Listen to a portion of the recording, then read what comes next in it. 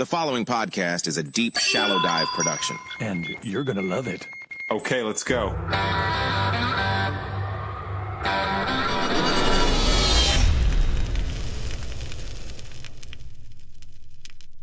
All right, so listen up, everybody. Today is going to be a day where you need to stop what you're doing.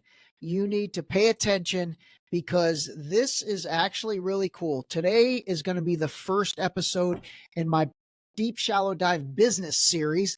And what I've been trying to do is really find people that can help us understand various ways to kind of get engaged with, whether it's e-commerce, whether it's business to business and all that. And I will tell you, I got a guy right here, Sam Moses, my man. Thanks for having me on. I'm excited. Absolutely. Let me set the stage for everybody a little bit.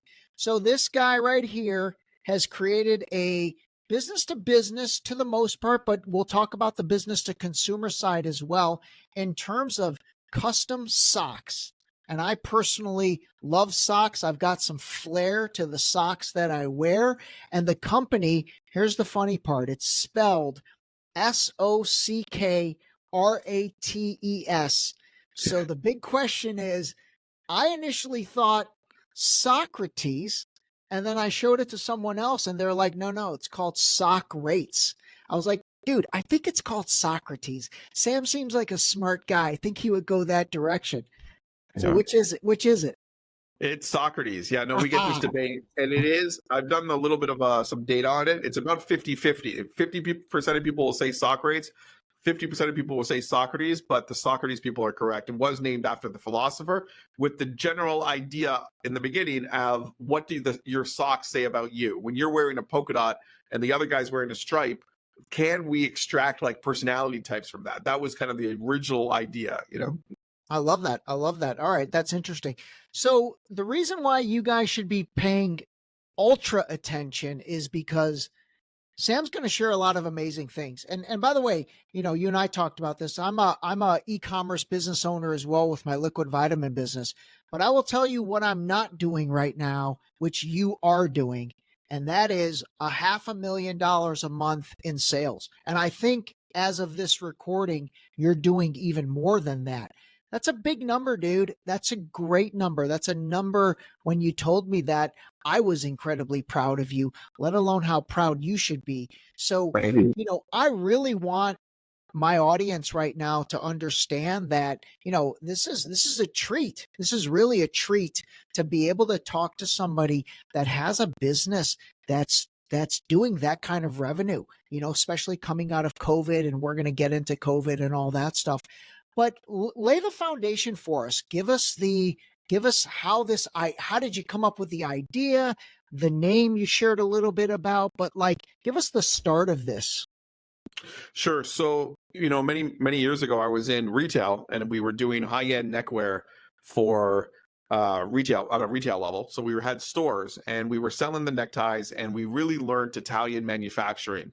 And we became really obsessed with Italian manufacturing. And we went to these tie factories around Italy who were 5th or 6th generation tie makers. You literally had people whose great grandparents and great grandparents were making ties, and then they passed down the tradition to them. So we got a lot of respect for Italian manufacturing. And we were selling these neckties in the stores all across Canada. I was in Canada at the time. Now I'm in the United States. And we gained a lot of popularity. Obviously, neckties started to go downhill a little bit. The trend was that the executives would come in, you know, in the beginning, they were buying 5 to 6 ties at a time. They started to buy 1 to 2. I could see that the trend was lowering itself. So I decided to go back to Italy and actually just produce socks. At that time, it wasn't B2B. We were selling B2C. But we produced socks because I wanted a product that was more accessible. So a necktie, you know, when you're selling a $100 necktie, there's a certain type of demographic that can come into the store and buy that. But when you're selling a $10 to $13 sock, really anybody could come in. So I took a store that had hundreds of thousands of people walking by every day, and I made it accessible to everybody through these socks. And when I say everybody, I mean everybody. I mean grandparents, and I mean little kids, and I mean teenagers, and I mean executives, and every type of person you can imagine, secretaries and CEOs were coming in to buy these colorful socks in 2013 to 2015, 2016. It was like a very hot product, and we Mhm. were doing very well. My And wife, this is in Canada, by the way. So we're in at this point we're in Canada. You guys, you had your own retail store initially selling neckties. yes, it was a very high-end neckwear store, Okay, so and we we're were talking really like the $100 ties that are made from yeah. Italian silk. Yeah, they were really high quality neckwear. Okay. We were making in the same factories that Zegna, Hugo Boss, Stefano Ricci, these kind of players would make the neckties. We didn't have the same name as them, but we were selling them at 100. They were selling them at 250. And it was like a And certain this was type of, under your own brand name. This was your brand of neckties. yeah, we were like a private label necktie, but we learned the Italian manufacturing and what Italian manufacturing was all about, which led us to the next business. And the way that we got into the next business was through a flood, which we can talk about. But what we really wanted to do was bring more people into the store. It was all Mhm. about bringing more people into the store. And how do you bring more people into the store? Is you have to open it up a little bit to more people, because not everybody's going to buy $100 necktie, but literally, I'm going to say most people can buy a $10 sock. And especially when Well, yeah. as it relates to gifts, buying for your significant others, these kind of things, grandparents buying for grandkids, it was unbelievable. The store, we really transformed the way we looked at everything, all of our stores. And I started to pop open little sock stores around Mm. Canada as well, because I saw this as a tool to just get lots and lots of traffic. So did you stop doing the neckties? You got out of that line? No, we still had the neckties. Okay. But people were kind of laughing at us, and we weren't really a necktie store anymore. We were really a sock store. We had this huge Christmas tree in the front of the store. It Yeah. held about 900 pairs of socks. And during Christmas season, I'm not exaggerating, we would go through that tree 5 to 7 times a day. So you had to reload the tree 5 to 7 times. So you do the math. We're just moving a tremendous amount of product, and it wasn't discounted. It was pretty expensive, like 10 to 15 bucks a sock. Yeah. But the quality was so good. People really loved it. Now, remember, at this time, it's not B2B, it's all B2C. It's all And we B2C. really Okay. gained an appreciation for how to make socks and how to design them, which led us to our next business, which became a much bigger business, which was the B2B socks, which, again, we can get into. Yeah, we will. Absolutely. So let me ask you this. Let's talk about the Italy thing, because I mean, that's unique. When you say Italian manufacturing, I mean, in my mind, I'm like, man, that's got to be expensive. But then there's Yeah. also, I have to imagine there's a different work process over there. And I'm sure it's very artisan, it's very artisan, but Yeah, in this that's it. capitalistic world that we live in, especially the United States, to some extent Canada as well, we're all about, China, churn, volume, all that. Yeah. To me, when you talk about whether it's neckties or socks made in Italy, like again, that's a much slower process. What is it like to work with Italian manufacturers like that? And are we talking about, like you said, a mom and pop that this manufacturing facility's been in the family for years? That's where you're now making the Yeah. socks? Yeah, it's in a small city, 45 minutes outside Milan. They're about a third generation sock maker. They know everything about socks. It's kind of been handed down from grandfather to grandson. And they're not the biggest factory in the world, but they're really, really good at what they do. And I kind of have this mentality in anything that I do. If I'm going to do something, I don't just want to mass produce stuff to just throw in the world. I really want to produce great products.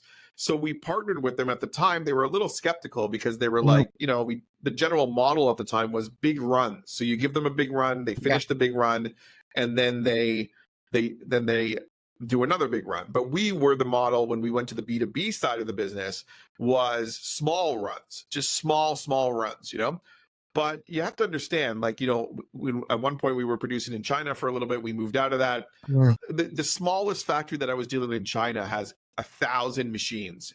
the factory that I deal with in Italy is 60 to 70 machines, which at this point, they're only producing socks for us. So we have like really big control over the socks that we make, how we make them, and when we make them, and the process in which those machines are running. Versus in China, and I don't care who you are, nobody has control over that. You're not going to have control over 1,000 machines, right? So it was just a different mentality. We really wanted to be we wanted to be the manufacturer. We wanted to be the people that actually produce the socks and not just a broker model. And we don't have broker mentality as well. So we knew that we could add a lot of value to the market by going to Italy and staying there. And it just really paid off. Really, the customer has kind of, fed back to us that they really appreciate the Italian manufacturing and the quality. And we get a lot of comments when their goods are picked up in Verona, Italy. Like, it's like, everybody knows these places. Everybody's heard of them. Everybody's thinking about the food. Everybody's thinking about the culture. And they're like, wow, Verona, Italy. Like, not like, some random town in, China. It's like, so they're pretty excited about the whole thing. We then tie that into everything that we do is kind of has an Italian feel, an Italian, kind of like a vibe to it. So it kind of really worked well for us. The only other decision we had to make was, did we want to make in America? We decided not to for specific reasons. Yeah. And Italy has really worked out for us. Got it. So right now for Socrates website, everything that gets ordered there is made in Italy in this same factory, I guess. I don't even want to call it a factory because it seems like that's an insult. It's like to the craft. It's like a family. Like, we go there, there was like family. Amazing. We go out to eat together. We hang out at their house. It's like a little family. We're all like a little family. It's a very different mentality than, say, a bigger factory, or you're just one of their 100 clients. Every single sock that is produced in that factory right now is a Socrates sock. My team jokes around that they have my face printed all over the machines at this point, but we have a specific process. They're not printing anyone else's socks. It's literally almost like it's like your private factory that you don't necessarily own, but you kind of do.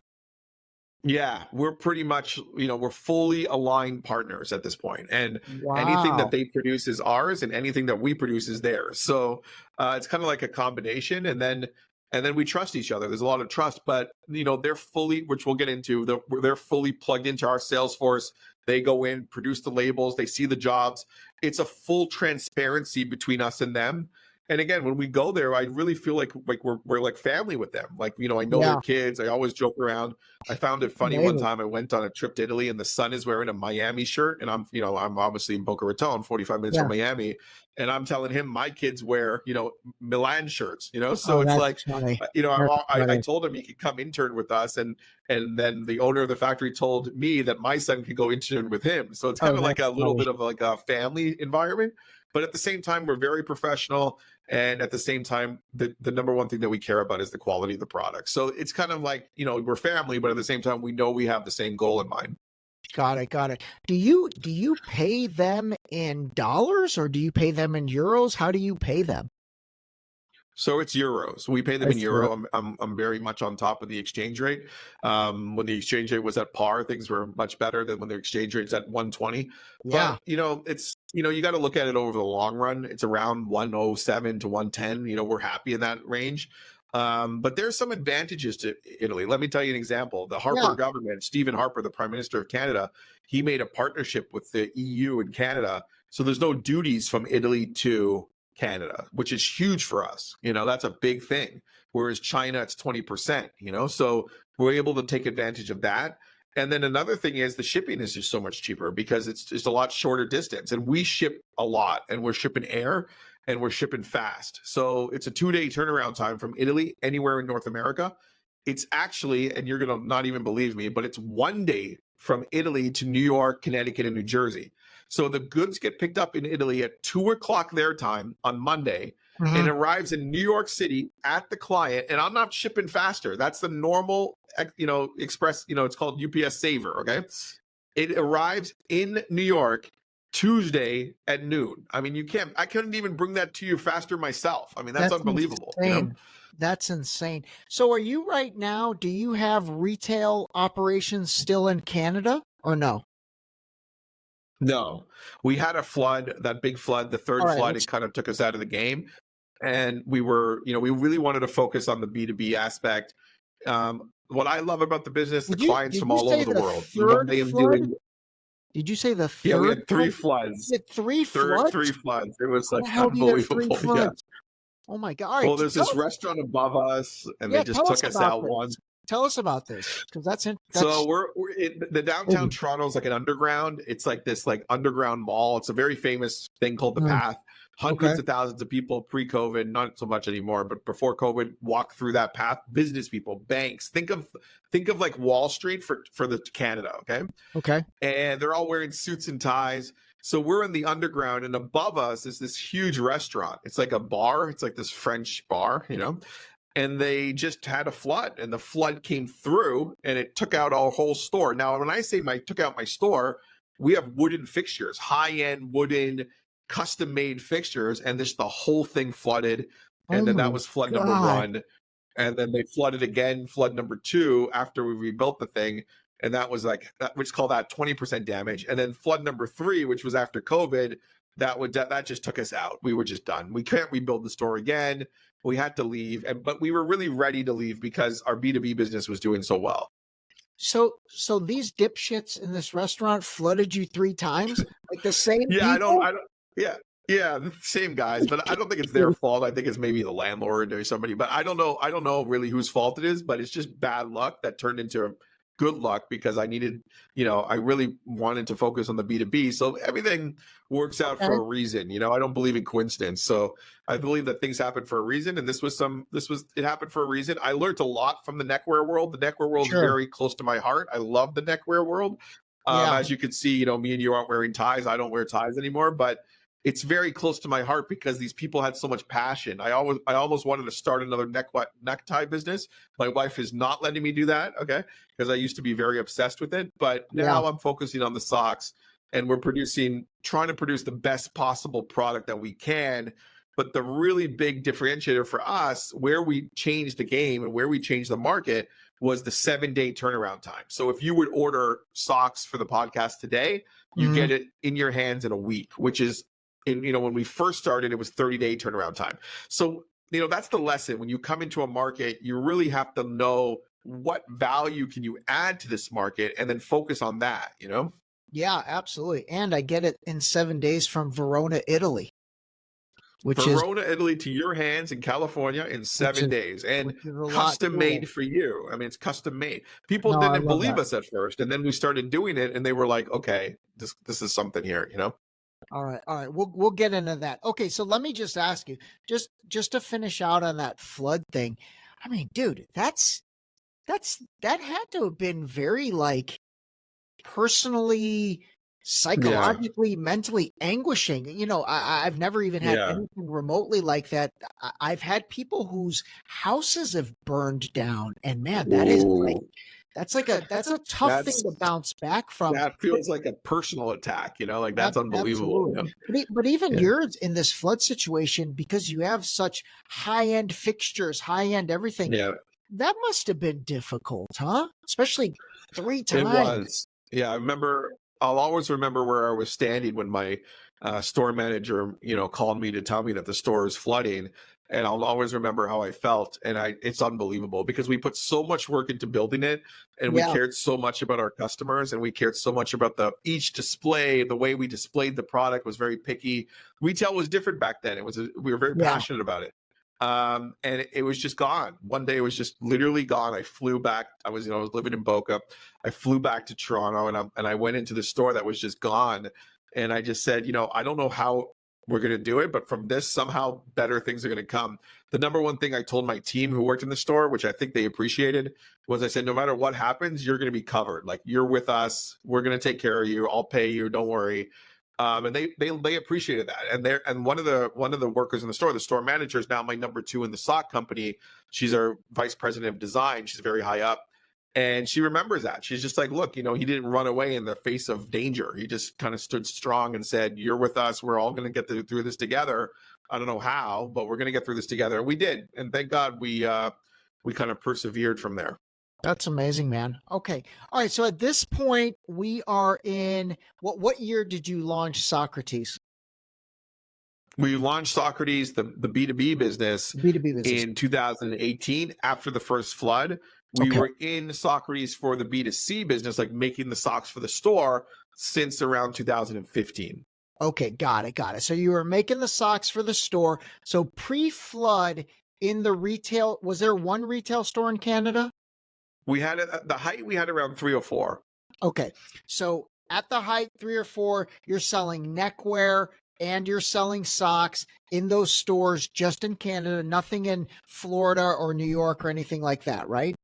No, and we're Okay. doing, say, we're doing dress shirts, we're doing bow ties, these kind of Oh, things. okay. So you're doing all that stuff.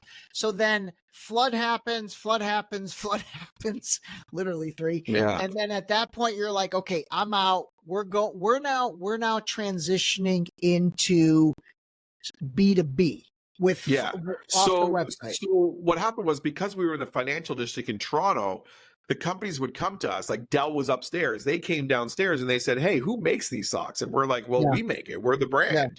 yeah. And they said, "Well, I'm going to a trade show. Can you make me like 250 of these things and just brand it to Dell and just make it for me? I'll pick it up in the store in like a month or so." And we were like, "I don't know if we can do that, but we'll try." And then we did it. And then we started to realize, wait a minute, companies have this thing where they want to buy this product to take with them to these shows or give them to their employees or use as any promotional tool. So Yeah. we saw from the store, now we're talking 1% of what we're doing now, but we're or less than 1%. We saw from the store that there was a demand for this in Toronto.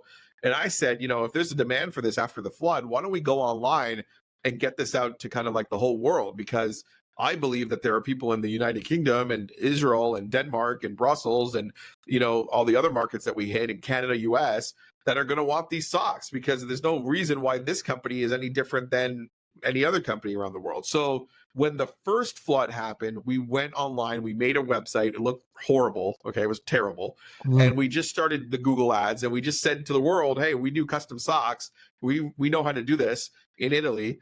And then orders, it was actually kind of shocking, but orders started flooding in. Like I've never seen anything like that. Like you just put up a website, Amazing. 2018, and I don't know if you could do it now, but I put up a website in 2018. It didn't look very good. And people from all over the world, literally, I mean, it was unbelievable. We're reaching out saying like, "Hey, I'm going to a trade show. Hey, I got an employee gift. Hey, I'm doing a show. Hey, this, whatever." And we just started designing them and we started to figure out how to do this. It was hard. It was really hard to figure it out because we were just used to retail and we were really good at retail. But we Yeah. had to figure out how to do this B2B business online and how to work out all the kinks. And, it took time. It took a lot of time. I'm not going to lie and say that we knew this from day one. It took a lot of time to learn this properly, but we actually learned it. And now, now we have, very good systems in place to be able to Yeah. handle very high volumes. Let's talk about that a little. So the B2B side of it, did you build the website on Shopify, being another fine Canadian company? Yeah, yeah, the Ottawa guys, yeah. Yeah. We built it on WordPress originally. Okay. Okay. And the only thing I don't love about WordPress, for me personally, I don't love that I don't have any control of it. I don't love having to run back to other people to make minor changes and to run back to other people to do little updates and stuff like that. So 2 years ago, we switched it over to Webflow. Webflow is Okay. like a very high quality, kind of like do it yourself portal, I guess, platform, and it's very good. And so Okay. now we're able to create websites on our own internally. We're able to control the site better than we ever had. So we're on Webflow now. I would suggest to any entrepreneur, maybe don't start out on Webflow, but transition over there once you see your proof of concept and those kind of things, because it's a very good platform. Okay. All right. So let me clarify this for everybody, because I've talked a lot on the podcast about, different websites. Like my deepshallowdive.com is now built on Squarespace. I've talked about the Wix platform, but when it came to e-commerce, I've always been a huge fan of Shopify, but that Yeah. really is for the business to consumer side of things. So like my Yes. liquid So we're vitamin not. business. Yeah. Okay. Yeah, so we're not like my son has a little online website where he sells product. He uses Shopify. That's a Yeah. perfect platform. You cannot beat Yeah. it. But in our case, we're not having anybody add anything to cart and check out like that. It's more about just getting the lead. Once we get the lead, we go back and forth with them to finalize the custom sock. So it's not Oh, really it's not an e-commerce sale like that. However, all the leads that we get are sourced online. So it is an e-commerce business in a way, you know? got it. Got it. And so Webflow and WordPress, I mean, I think WordPress is probably an incredible platform, but like you Yeah. said, it's not one for you have to be a coder. You really have to Yeah. understand code and I you was gonna have to be say, a yeah. developer in order to do that. So if you have that infrastructure, WordPress, I think makes a lot of sense. Are you saying this platform? I had never even heard of web design. It's called web design. That's the platform No, you're on right now. it's called Webflow. It's called Oh, Webflow. Webflow. It's Webflow. pretty modern technology, and Okay, the whole model is no code programming. So you don't need code. So my design team can go online and program and kind of like launch new sites and new landing pages and all this stuff relatively quickly versus having a coder, which we don't need. So the no code model is what we care about. And then, there's lots of animation and it's great. very modern. No, it's an No, you're. awesome. Really changed I'll the way we're able to communicate what we do, you know? absolutely. I'll link your site in the show description, but I spent some time. I spent some time on it. No, it's really well done. It looks great. It works great. It moves great. Okay. Hey, you know what? This is learning Webflow. That's another. That's a tool that I had not heard of. Okay, so we talked about the fire, major setback, but you almost leveraged that setback to propel yourself forward. And so right now, really in terms of the custom sock game, your clients, are we talking the Dells of the world, Google, smaller Yeah. businesses? Like who's buying from you? So the majority of the sales come from kind of like mid-sized companies that maybe a lot of people haven't heard of. They're tech companies, they're, small insurance companies, banking, not small insurance companies, but like mid-sized insurance companies, banking. And then we have a good base of clients who are like the Fortune 500 type, the everyday names that you've heard of, Coca-Cola, Microsoft, Netflix, FedEx is a big client of ours, these kind of guys, Marvel, some entertainment companies. So that is definitely the mix, but there's also, and we take a lot of pride in it, kind of like your small mom and pop, like a doctor's office or dentist or somebody with like, an entrepreneur, one man show who just, he's going to a trade show and he wants a couple hundred pairs. And we take a lot of pride in that. And what we've noticed is that no matter how big you are, small, medium, or big, everybody cares about their brand and everybody's picky about how it comes out and everybody cares about the color of their brand, So our business is really set up to take care of that because we can do any color. We design it specifically for them, whether you're Tiffany or whether you're a small, flower shop who wants socks to give away to your top customers. We are able to take care of your logo and colors. So we really are set up for all size businesses. However, I would say the majority of the businesses are the mid guys. The tech companies love us. These tech companies, these SaaS businesses, Yeah. they're like buying socks like you wouldn't believe. Like they're just like they're into it. When they go to a That's show, hilarious. you walk around the show and like there's 60 booths and 25 of them have Socrates socks. It's unbelievable. It's just unbelievable, That's funny. and that's So all over the world. UK tech or American tech, Canadian tech or Israeli tech, all of those companies are really, there's one thing they have in common is that they all love swag and they all love socks, yeah, yeah. What about like promotional agencies? Do promotional agencies Yeah. carry your socks as part of their portfolio? Yeah, we deal with a lot of the promotional companies. That's where we get most of our business.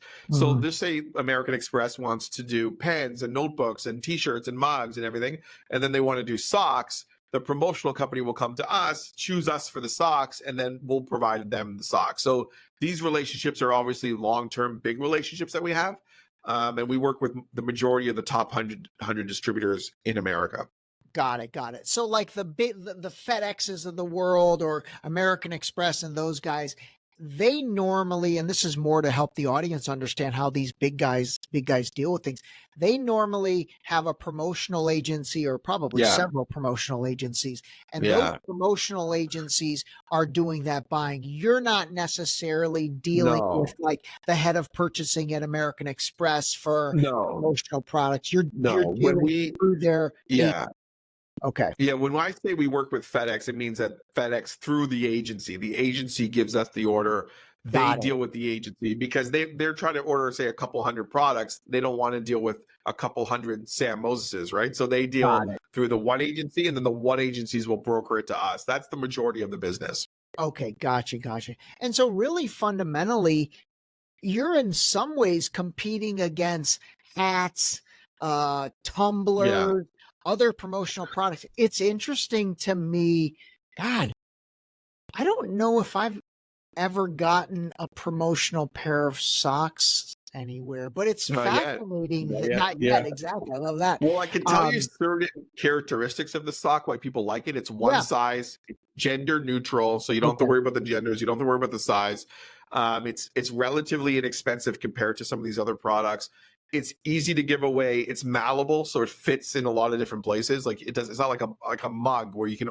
It might not fit in the bag or whatever it is. So there's a lot That's of all. good things going for the sock. There's a lot of good things going for other products as well, but in the promotional world, it's not the number one product. The number one product is like T-shirts and mugs. Okay. Okay. But it's it's a top 10. It's a top 10 product, and there's lots of competitors in the game. And we would be on the kind of like the higher quality competition realm there, like the higher quality sock. Are there a lot of custom sock competitors?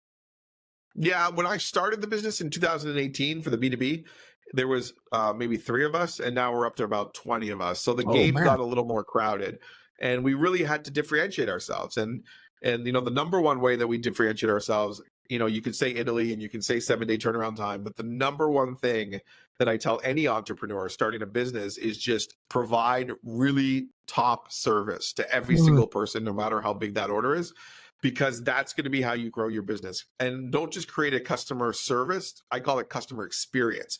Make them remember how great the experience was in using you. They'll tell their friends, that business will come. But if you take care of the customer from day one, you're going to grow a big business. I can guarantee you.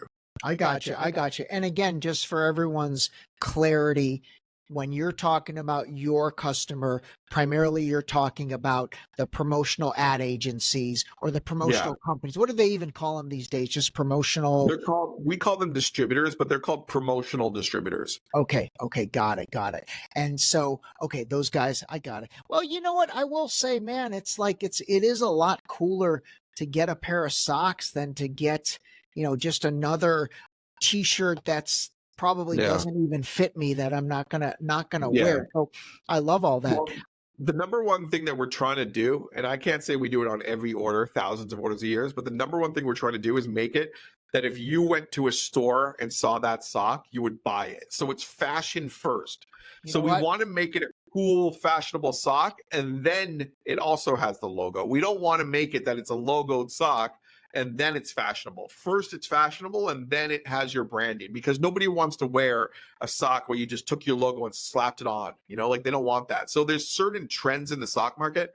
The retro tubes are popular. The aloe yoga sock is popular. Certain socks are popular. So we use those trends and then apply the colors and the logo to that in a very trendy way. So I think, what we were trying to do is, like, imagine you were walking into a store and you were going to pay $15 for a sock. We want it to be that you would pick the Microsoft sock over the other socks.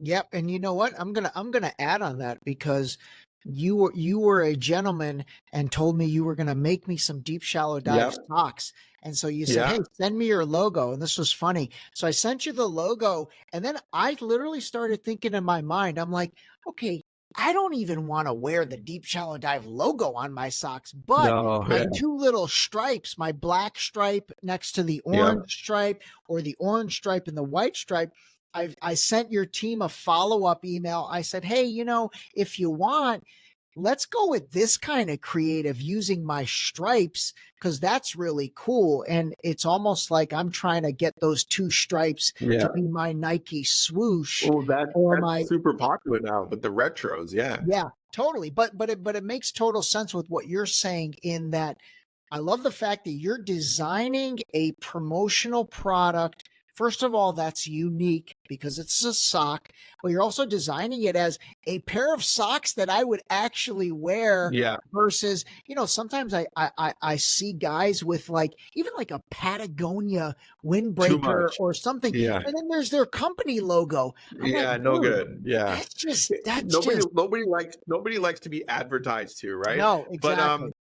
But another thing that we did is we add the label. Every deal comes with a label. So it's like a retail ready product that you would see on the shelf. It comes with a header label. And you could put, I have a lot of real estate agents. They put their, phone number on the label Oh, that's and their funny. logo so that it's kind of like a business card almost. That's Maybe it's a little funny. bit more expensive business card, but it's a business card. So, and they give it out at closing. When they close on the house, they give out, I get a lot of real estate agents, mortgage guys, these kind of guys. Oh, that's a good idea. That's a good idea. Let's talk a little bit about the shipping because I think that's interesting. So this stuff, and by the way, even before we get into the shipping, this facility in Italy, like, are they doing this on sewing machines? Are these big Yeah. looms? Like, how the hell do you make Yeah. socks? They're called Lunati machines. They're like Lunati? Yeah, they're called Lunati knitting machines. They're like Okay. they literally knit, pixel by pixel the socks, and they're feeding the yarn. Lunati machines are like a very high quality sock machine that's made in Italy. So Oh, wow. other countries have now imported those machines, but yeah, they're really top machines and How they're really big, how fast big and are they? Are they huge? they're about 2 feet wide by 6 feet tall and then two Okay. feet depth. So 2 by 2 by 6. So you can imagine Okay. it sits straight up. There's about 20 in a row, and then they go 3-4 rows back, if you have 80 machines. Some machines can only do athletics, some machines can only do wool, most machines can do dress. And then the new technology is that they can finish the toe. It used to be that the toe was not on the sock and they'd have to hire people labor to finish the sock with the toe. Now the machines are so sophisticated that they're finishing the toe. You still got to wash them, you still got to steam them, you still got to package them with the Oh, label and yeah. everything, but Okay. it gets you to 60-70% versus 50-40-50. So help us understand that process. So the machine makes it, and then you wash you wash the socks, steam it. Yeah, Yeah. that's cool. How So do the you? first thing we do is we actually our designers will program the sock pixel by pixel in BMP format. And Okay, that tells the sock machine how to actually do the pattern. It's like a pattern file. okay, And that gives us an advantage on speed because most of my competitors, they don't do the BMP file themselves. They give it over to the factory and then it gets queued, but we do it right away. So when we give it to the factory, they have the file, they're ready to go. okay, So that saves us a few days right there. And then the bitmap file is loaded onto the machine. They put the colors on that's required for that job. And then it starts to knit it. Literally, imagine somebody knitting a sock, like knitting by themselves, but it's a machine. It will do 8 pairs an hour per machine. So think about it. If you have 1,000 socks, 1,000 pairs, mhm. that's about 125 hours of time that you need. So as you can imagine, we put 10 machines or 5 machines per job to make sure that we can finish quickly. And then after it comes off the machine, it comes with the toe. They steam the sock, they wash the sock, and then they package it ready for production, ready for shipping. Okay, that's interesting. When I first came across your stuff, and then when you first told me you make it in Italy, I thought you had like a bunch of old Italian grandmothers in a basement somewhere making Yeah, socks. I I'm did just, have that. I'm just I kidding. did have that with the. I had Oh, that with with the the necktie. neckties. You wouldn't believe it. The neckties were unbelievable. Like I would be like, I'd go to Italy and this lady would, this older lady in her 50s or 60s would be making the ties literally in this bunker. And she'd be like, in the middle of making the ties, she'd be like, Sam, you want some spaghetti? Like, like she's like making me lunch. Like this lady's like unbelievable. Like they have I a love that. history and they're teaching their grandkids how to make ties, and like ties are like the religion over there. Like that is what they're into. It's in their blood, Love and that. I mean, I'm not gonna lie, I love to wear ties. I really do. It's just coming out of COVID. It's like there's just less and less opportunity No, to wear yeah. them, and it's almost I like can't, my wife, when I married my wife in 2012, she used to joke, "Hey, I think you sleep in a suit and tie." And now, like, I haven't worn a tie in 5 years yeah, now, yeah. so things have changed. Okay. All right. Let me ask you this question. This is kind of random and off topic a little. So in Italy, I mean, I know there's been a new prime minister there, this lady, I can't remember her name. Has that and she kind of we're not going to get political in this episode, but she kind of leans to the right. And so for everyone's understanding, which again, I think nobody has any clue what politics are like in Italy, but it's as if Yeah, the Republican Party is now yeah. leading Italy. Has that been a benefit to business, a detriment to business, or not really anything? No, it's been a benefit. I mean, they're really pushing the export. I mean, Italy runs Wow. on exports, and they're Okay. really, really friendly to people like us who want to produce in Italy. And there's a lot of great things about it. And they're really pushing it really hard. And I've been producing in Italy for close to 15 years now, and I have only the best of things to say. But they don't. The mentality and the culture is they don't just take anybody. Like, you can't just knock on a factory door. You really have to work with them and partner with them. They want the right partners, and Got they it. don't want people who are just kind of focused on just producing high quantity junk. Like, they want Got people it. who care that the product is done right and they're willing to pay. And what's amazing about what we did at Socrates is that we were able to offer the same pricing as China through efficiencies through, we keep it lean in the company, but efficiencies through the shipping. We have really good shipping rates, so we're able to ship much cheaper than our competitors are able to ship. So we're able to offer these socks at very close pricing to the same price that you would pay for the China sock. And that's really why people are taking to us, because our That's prices are really amazing. good. The service is good. And then at the top of all that, the 7-day turnaround time. The 7 days is unbelievable. No, that is absolutely unbelievable. So on your shipping, do you have direct rates with UPS? Is that how it works, Yeah, or is there a middleman in there? Because I think that's interesting right. for people. No. So another thing that we introduced that a lot of our competitors did not, and we did it right away. I said, I just want to make this simple for the customer. I can't have it that they have to go back to math class to figure out what the price of the sock is. So Yeah, the number one thing that we did, the first company that did it, was we did an all-inclusive pricing, which means this is how much you're paying for the sock, and it's going to be delivered to your door in your hands. Because I really hate when people quote me prices and I got to start bringing out Excel spreadsheets to actually figure out how much it is. I yeah, don't care about all that. I just want to know how much it is when I have it in my hands, finally. So we yep. came out with this all-inclusive pricing. So we take on all the shipping, all the duties, all the product, the labels, everything, the rush fees. There's none of that. We'll never add any fees to the price. I don't care if I have to do this. Sometimes I do jobs in one day where I Mm, ship it the next day, and the company goes, "Oh, okay, just let me know what the rush fee is." And I say, I don't believe in rush fees. I believe in actually just doing the job for you. You're a customer and I want to take care of you, so I don't believe in rush fees. That comes with some downside. We obviously sure. we have to slow down the manufacturing for other clients and stuff, but we've been lucky to manage it properly. But I do this all inclusive pricing. So what I'm passing off to my customer is really good UPS pricing, because we ship thousands and thousands of packages, right? So Yeah, they're taking advantage of our great pricing. Our competitors say, "Hey, here's the price of the sock, but you ship it to yourself, okay?" Or add on pricing for shipping and all that stuff. And a customer doing one shipping order, they're not going to get that price. I get, no, crazy discounts because I'm shipping thousands and thousands of them.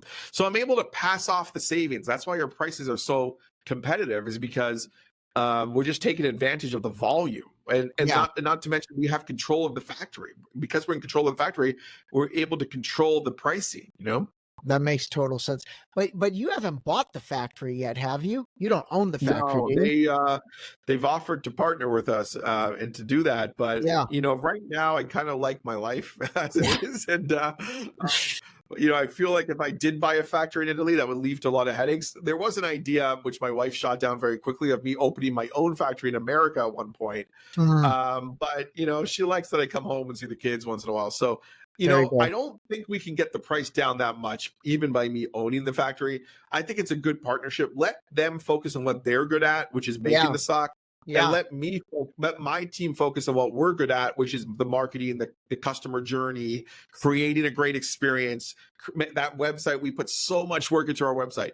I kind of feel like if I own the factory, which I could, okay, but if I own the factory, I feel like our site, we wouldn't have the energy for the site. We wouldn't have the energy for the marketing because we'd be so focused if somebody showed up to work to make the socks, or, or if the machine breaks down, or all these other problems.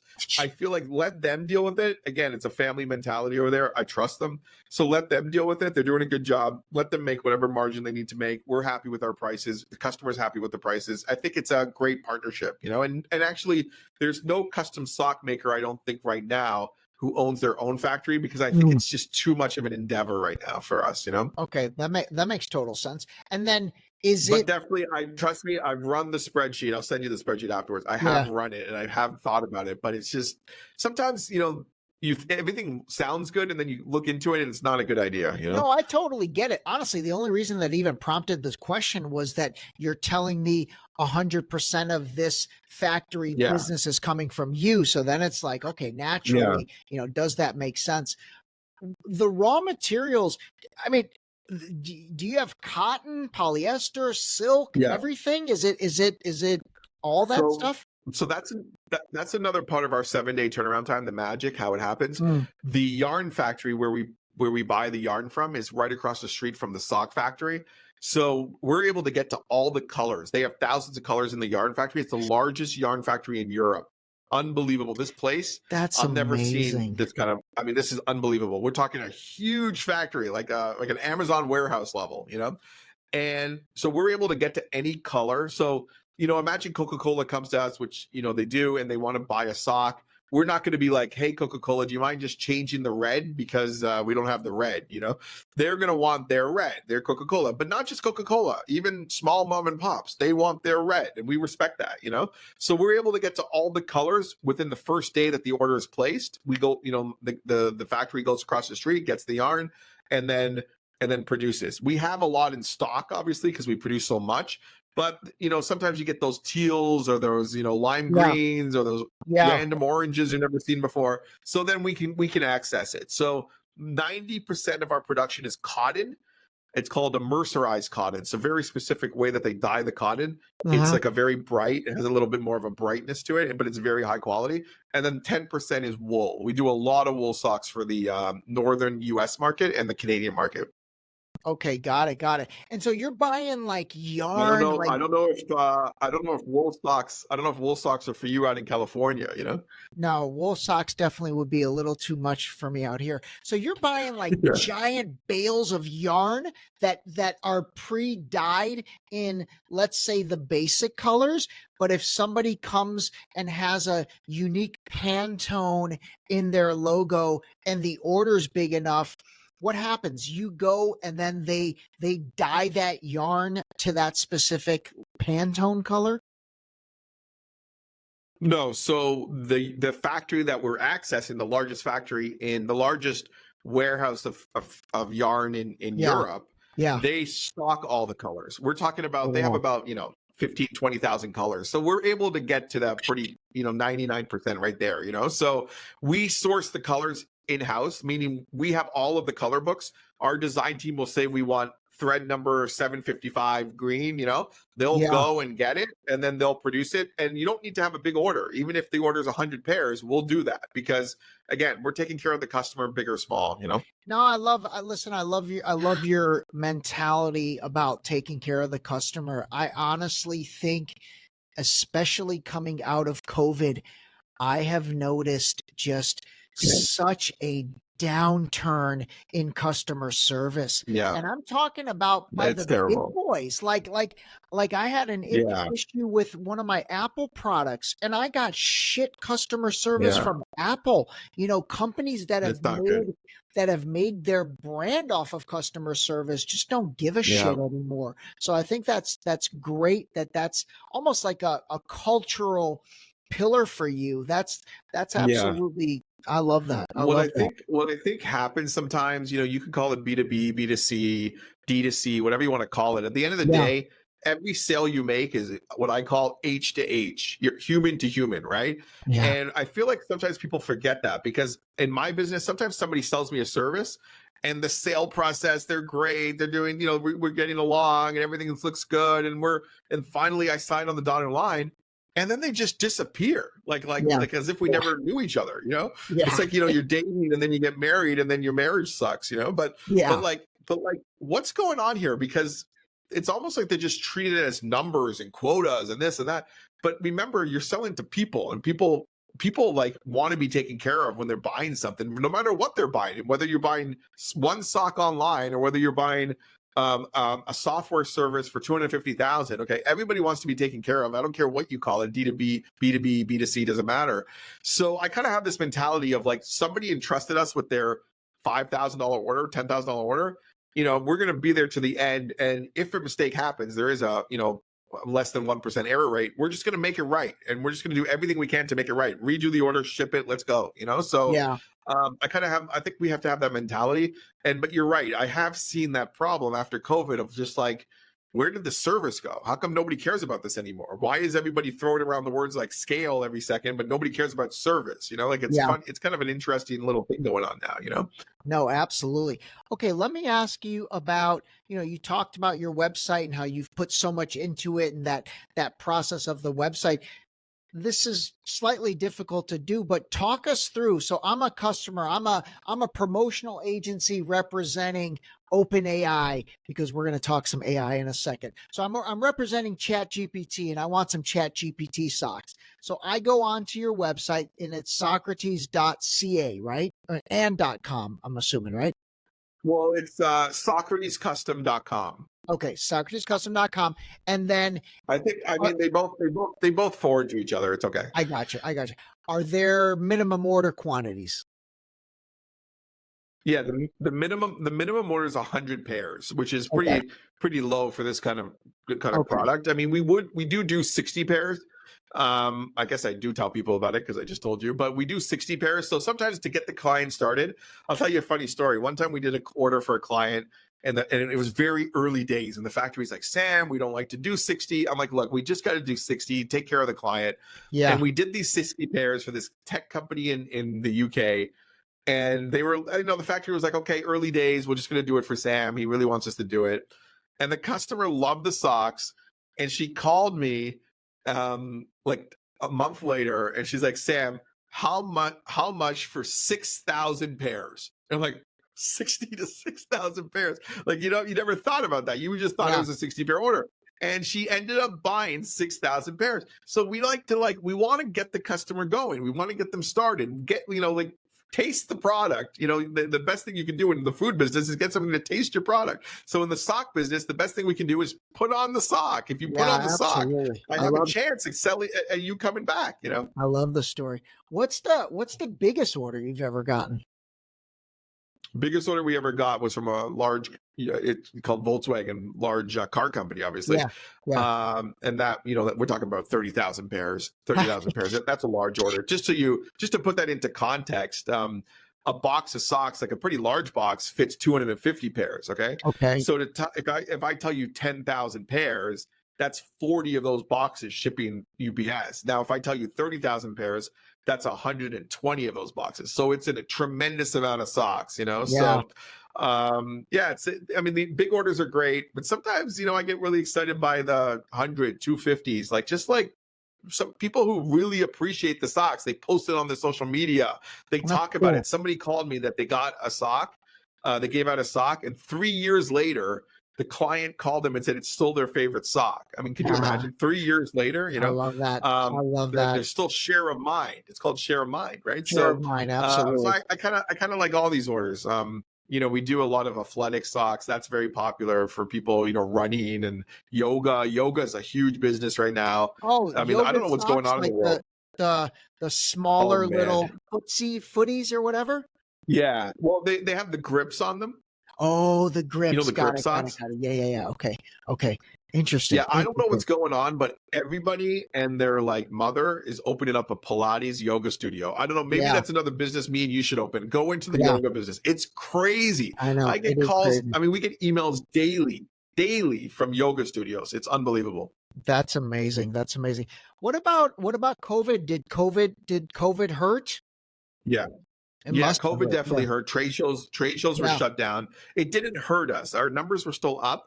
So what happened was in the for us, the idea of giving a gift changed. Okay. So you're not giving a gift to your customer at a trade show, but all of your workers were working remote. Okay. So what did Yeah. we have to do? We were doing these crazy projects where, a company made 1,000 socks and me and my team in our office here had to package 1,000 socks into an envelope and then ship it with the postcard and say, hey, we know you're working from home. We love you. We miss you. It's kind of like the idea of the gift, the use case of the gift Yeah. changed Yeah. from Yeah.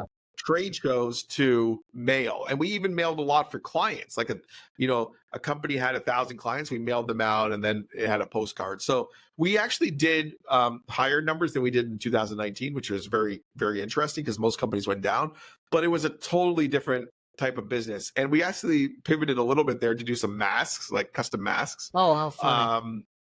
Not a good business now, by the way. Don't try Yeah. to start that now. It doesn't. Good.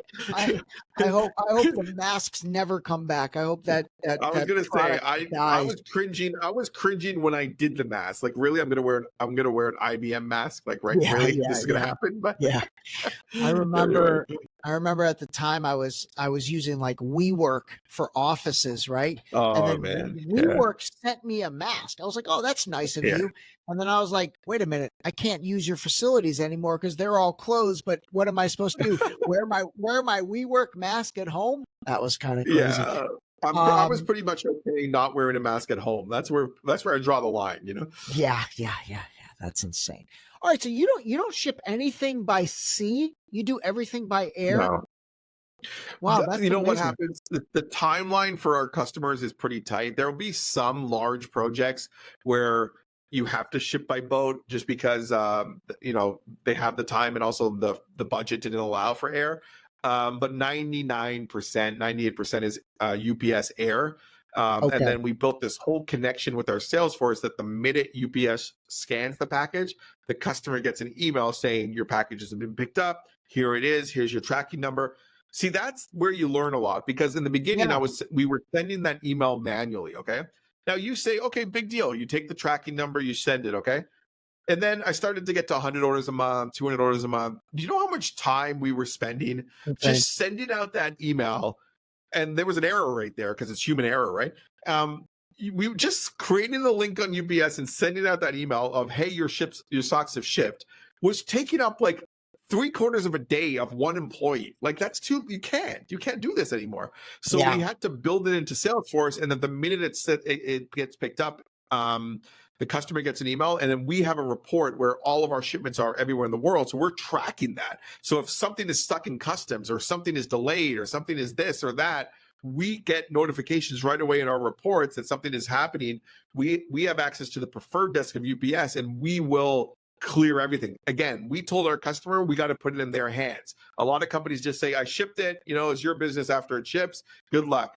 But we want to get the product into the hands. So we have people that all they do all day is make sure that the shipping of these hundreds of packages are going smoothly because our job's not done until it's in your hands and you're happy, Absolutely. So now let me ask you this. Why UPS over FedEx, or is DHL in the mix? Is the USPS Postal Service, can they provide these international? Because really you're talking about Italy to where do you drop in the United States? To New York?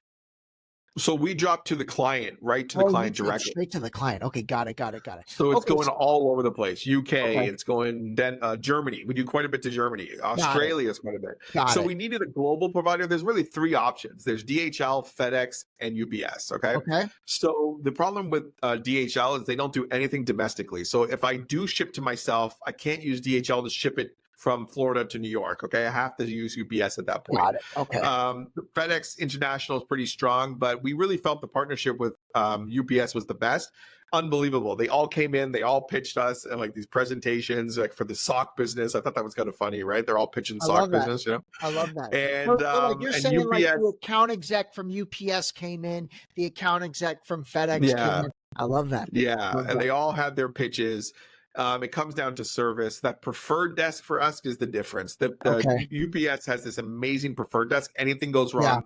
Now, these are for accounts shipping over a certain amount, obviously. Got it. But anything goes wrong, I send an email, and I literally have one person who all they're doing at UPS is dedicated to getting my box like out of the problem area. So you can't really beat that. For me, it's all service. Even if I had to pay a little bit more, it's better to have that guarantee. And if anything goes wrong, they're on top of it. So it's pretty good. It's a good relationship. And then when you add in the fact that we really spent all the time programming, connected it to our Salesforce, Yeah. that's a huge relationship.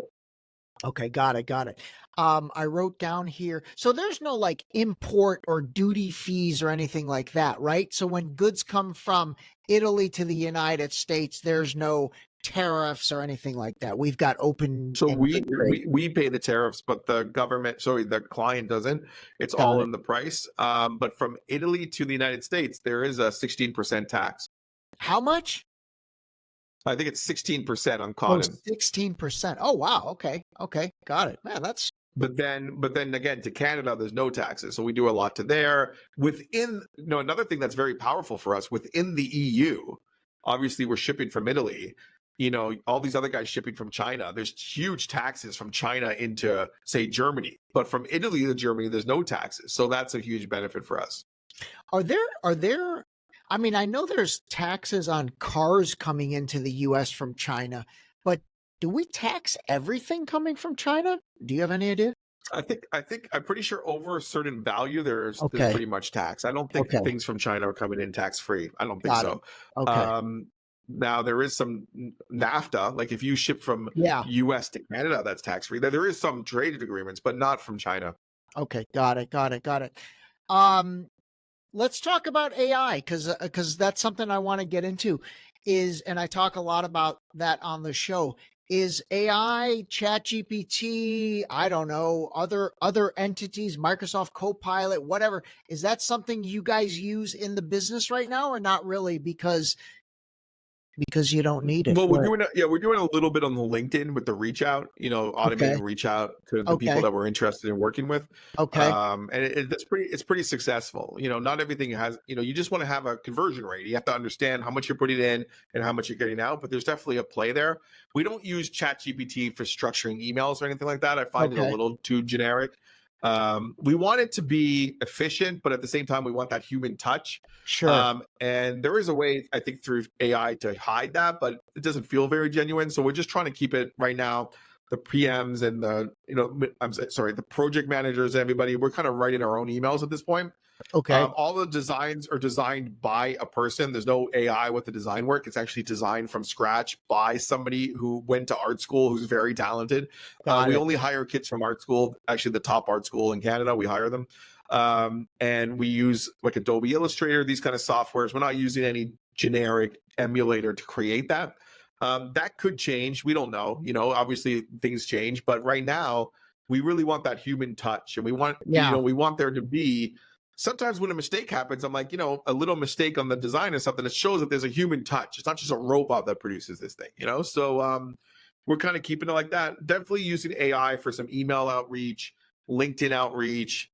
For example, some of the ChatGPT to do quick things like, I had the list of top 100 distributors and I needed all their websites. So ChatGPT, you can type that in and they just make you a list of all the websites. Why not use that? That tool's available and it saves a lot of time. So that's good. Okay. But we don't want to lose that human element. We don't want to lose the human element right now, No, I love that. And, obviously there's a lot of talk about ChatGPT taking away jobs or AI taking away jobs.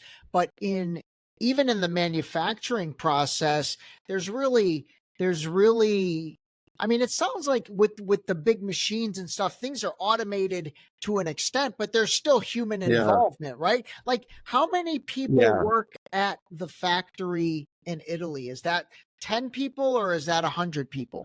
Yeah. No, so to run those 60 machines, we need about 12 people, 10 to 12 people. Okay. There's one, like, kind of like, he's like the technician, and he's the one that runs all the machines. He sets up the machines. He makes sure they're running smoothly. He makes sure there's no quality issues. Then you have the people, steaming the socks and washing the socks. There's some labor involved with that. So there's about 12 to 14 people involved in any given shift.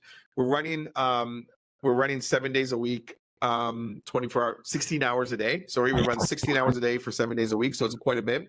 China runs 24/7, and they're, so the quantity is unbelievable out of there. Wow. But wow. we're running 16 hours a day for 7 days a week. So there's multiple shifts involved. But there's a huge human element. It's not just like you press a button and socks start popping up. You have to have quality control. You have to have technicians involved. You have to set up the machines properly. The colors have to be set up properly. There's a lot of manual work and a lot of talent actually involved with having to do everything properly. No, absolutely, absolutely.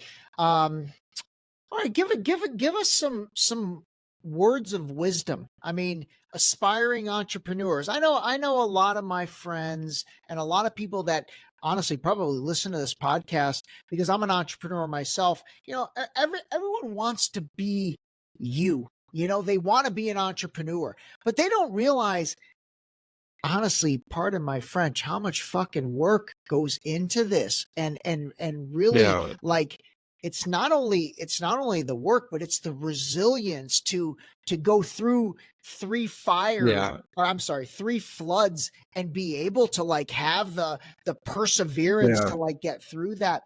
What do you, when you're down, which I'm sure you have times when you're like, oh man, God, we didn't have a great month or whatever. What are the things that kind of motivate Yeah. you? What gets you through the tough times? Yeah, there is times you get down. You have to have a certain type of perseverance and just fight through. I would say what gets me through that is knowing that, if I take care of the customer, I'm going to persevere through ups and downs. I just have to do that, because what happens is when you get down and you don't have a good month and things are slower, you start to cut corners. And that's what I think leads to your inevitable downfall. When you cut corners and you don't take care of the customer and you're trying to save money in the wrong places, or you're trying to cut staff that actually you shouldn't be cutting those staff, or you're trying to nickel and dime in the wrong places. I think that's a problem, that you have to fight that urge and just kind of look at the long run and try to figure out a way out of it. I always tell people, my sales guys, when things are slow and you're in a slump, you're going to have to work 3 times as hard to make half as much. That's just a reality. You're going to have to get through it by really, really hard work and just doing things that, you otherwise might not have done when things are on fire, because sometimes, you hit fire, but you forget that there's going to be times that you're going to be slow and you're going to be down. And you're just going to have to work your way out of it and do the right thing, and always do the right thing. Like, even if we're slow and a job has to be redone because of that 1% error rate, we don't mess around. We're just going to redo it. It's part of we don't even struggle with that. We have to do that. We have to take care of the customer. So, I think though, there's a certain mentality you have to have. Like, you have to look at it like this is your business. The people are relying on you. You have to succeed. You have no choice. You really have to just get through the hard times and persevere. And there's a certain craziness involved with it, because I come home, my wife always tells me, I'm thinking about the business. I'm up at night thinking about the business. I go to work, I'm thinking about the business. I'm thinking about how to do things better. I'm thinking about what, when something goes wrong, I take it personally. Like, it's like I'm upset, and I got to separate a little bit from that, because it's not healthy for me and my kids and my wife. So I think what I would tell entrepreneurs is 2 things. You got the biggest problem I see with people that are trying to become entrepreneurs is that they don't act. Like, they want everything to be perfect before they start, or they always say, I'll start a new business if or when, they don't actually do it. They don't actually take that first step. It's not going to be perfect from the beginning. I guarantee you it's not going to be perfect. And even if you take all the time to try to make it perfect before you start, it's just not going to happen. It's not going to be perfect. You don't know enough for it to be perfect. And even when you know enough, it's almost impossible to be perfect. You just have to get it out there. I still look back at that first website we built. Yeah. I mean, it's laughable. It's actually laughable. Like, I'm embarrassed. Okay. But I just got it up there. I didn't know. This is what I have. This is what I have. I have a flood and I gotta do something. So I put it up. and we just got to work, and then we got better. And then I think what I tell young entrepreneurs is just start something, like don't overextend yourself. Don't start taking, lines of credit out and stuff like that. Just start small. Try to get one order. If you want to start a landscaping business, ask your neighbor to cut his grass and literally borrow a lawnmower and just cut his grass and make your $20 and just get going with something. Don't overthink it. Don't like try to finance 17 machines and all this stuff. Just get started. And then when you're started, realize that there's going to be ups and downs, and just figure out a way to get through them, but keep your head straight to know that the long run should work itself out. And then number two is that once you're started, just, know that you got to stay focused on, I always am a big thing of trying to stay focused on one thing and do one thing really well. I see entrepreneurs, like their business gets a little slow and they have these side hustles, and I'm not against side hustles, but I'm against losing focus on what's important. If you make your one business successful, you don't need side hustles. You can do it on the side, whatever, but you don't necessarily need it. Make one business really successful and work really, really hard at it. Trust me, any other business you're going to enter also has headaches. Nothing's that easy. If everything was easy, we'd all be in that business, So whatever business you have that you think that is not great, the other business also has trouble, So try to persevere. There's obviously different scenarios and everybody has different situations, but try to persevere. I also suggest not going into environments with too high overhead. I did that in the retail world. It worked out for me, but overheads are hard. It causes a lot of stress. It's easy to drown in that. So try to start a business with maybe not too much overhead. Like the example of the grass, cut one person's grass, just try, and then who knows, maybe 5 years from now, you're doing $1 million a month in landscaping business, right? We don't know, right? So no, absolutely, just get going. man. I love that. I love that mentality. And listen, I'm telling you, as somebody that understands the e-commerce space and, what it took to get you to where you are, the fact that you're doing $500,000 plus a month in recurring and continual sales, dude, that's incredibly impressive. What I'd love to do, and we're going to do a couple things. First of all, again, for all you listeners, Sam's been gracious enough to make some DSD socks. So once we get those in the mix, I'm going to give those away to listeners. I'm going to also include a pair with everybody that buys my book. So when you buy my book, you're going to get a free pair of socks. I love that. Where are the socks? What I'd love to do is have you check in with us, maybe on even like a quarterly basis, or heck, maybe even more, and just, keep us updated. It's almost like Shark Tank, but we're investing in you emotionally. And so I love that. Keep us updated on things. And like I said, I'll link everything so everyone can kind of take a look at your systems. But I seriously was so excited to bring you on as my first, deep shallow dive business oriented, because here's the thing, dude, you're doing it. And you did it, but you're doing it, and you went for it. You took a risk, and you're making it happen. And that's awesome. And a lot of times I think it's really cool for people to understand, they say it's about the journey. It is, but it's cool to see the journey. It's like, I'm honestly tired of hearing from, I'll use him as an example. I'm tired of hearing from the Mark Cubans of the world who have already made it, because it's so easy to talk about it once you've made it. But let's hear from people that are making it. I think that's more motivating. So anyway, man, I really appreciate it. Thanks for the socks, and we'll look forward to having you back on here maybe next quarter to give us an update on the latest and greatest from Socrates. Thanks for having me. I appreciate being on, and of course, congratulations on your success with the podcast and your book, and of course your vitamin business. Thanks, Sam. All right, buddy. We'll talk to you soon. This episode was brought to you by the new book Deep Shallow Dive Into You, available now on Amazon and Barnes & Noble in hardcover and paperback. Don't forget to sign up for our new mailing list on our website at deepshallowdive.com.